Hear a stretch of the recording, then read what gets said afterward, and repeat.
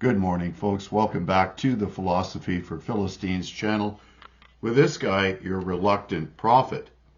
Today, we will discuss one of the many things that makes me reluctant and uncomfortable.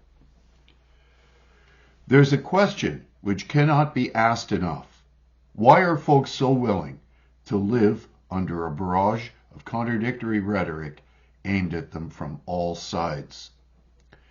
Demonstrable lies fed by the legacy media, our governments and their bureaucracies, the multinational conglomerates foisting a ridiculous trans agenda with men portrayed as women, and big pharma lying to us about the efficacy of their drugs. The contradictory misinformation has been endless. Frankly, I am astounded at the level of tolerance most seem to have for such blatant contradictions, since we cannot escape facing the consequences of such a campaign aimed at forcing us to live in a constant state of self-evident inconsistencies.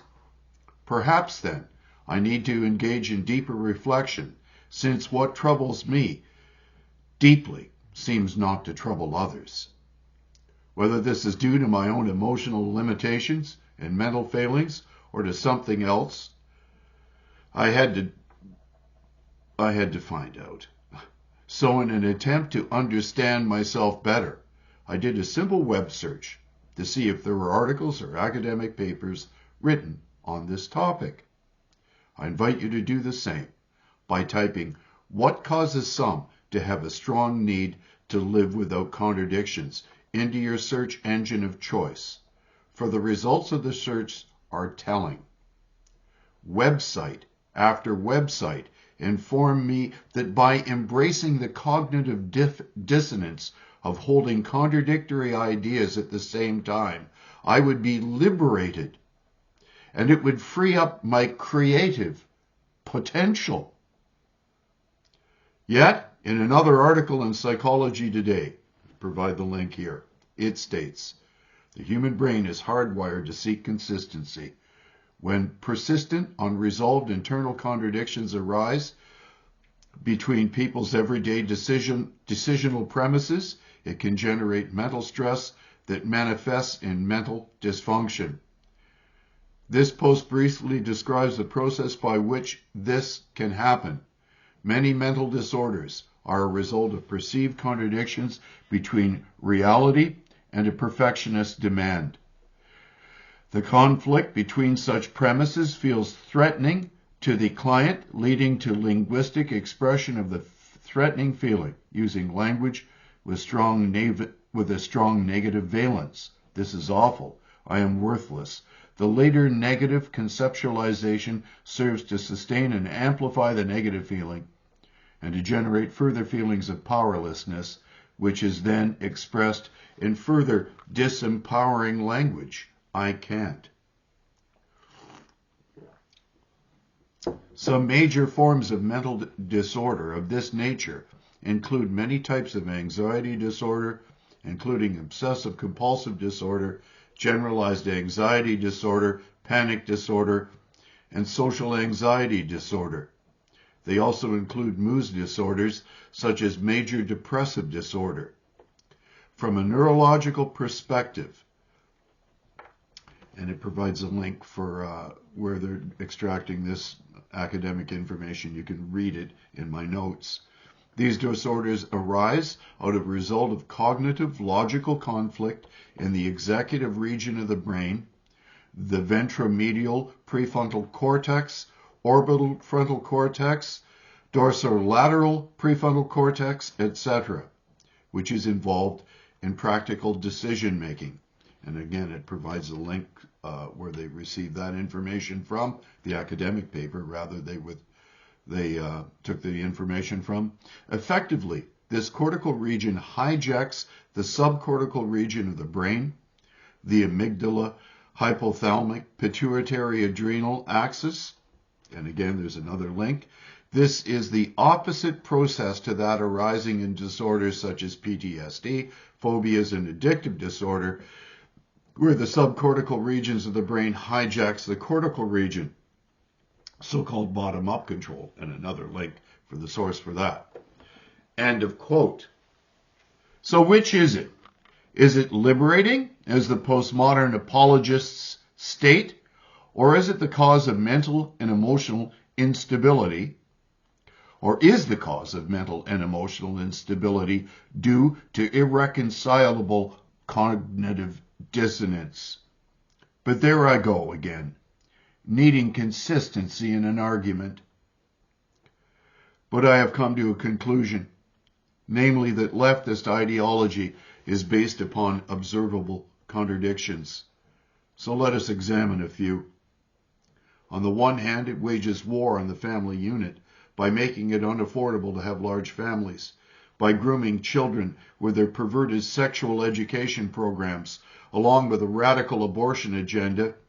When it comes to their own families, nothing is more obviously sacrosanct or sacred than protecting their own kith and kin by every nepotistic means at their disposal.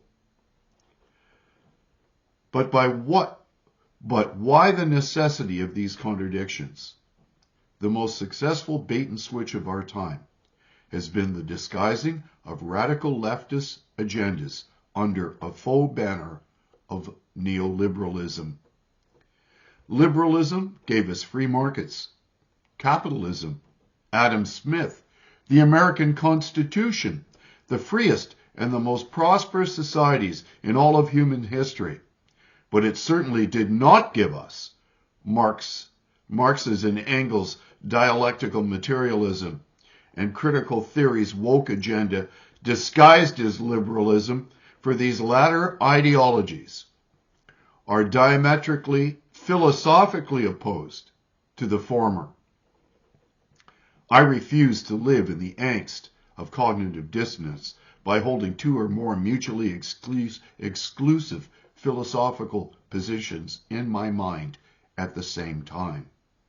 I ain't that woke and postmodern to be that incredibly unaware of the hypocrisy and hubris required to accept an ideology that not only makes no logical sense, but contradicts itself in order to force others to comply with its irrational demands. The greatest contradiction of all is to be found in the phrase democratic socialism, since socialism, by its very nature, requires coercion and force. Force of the government, the state. Try living in any country claiming to be a welfare state in order to quickly discover that democratic socialism is an oxymoron. I know, because I have done so, much to my dismay and chagrin. In order to provide you with some philosophical perspective, I am attaching the link to YouTube where you may listen at no cost to Michael Claire-Neeson's excellent work on this very topic, entitled Materialism and the Weapon of Guilt, Collectivism Exposed, which is the utmost controversial expose and carefully detailed description of the awful emotional and mind game that facilitates communism, socialism, fascism, and social liberalism known as collectivism. The book exposes Denmark, the supposed happiest nation on earth, for what it truly is: collectivism's biggest propaganda hoax. Danish author Michael Claire-Neeson tells the hidden facts and realities of life in Denmark's democratic socialism that they never want you to know. The entire book, read aloud, may be heard at the following link, which I have plugged into the bottom of this vodcast notes. And you can also find it on Vlogger, where this entire written little treatise can be found to be read and shared at your discretion. So these are things to think and pray about. Do you want to live in contradiction? I can tell you this with absolute assurance. No Christian, no believing Christian who's had a revelation of Christ can live in a state of contradiction. God bless you. These are things to think and pray about on this April the 20th.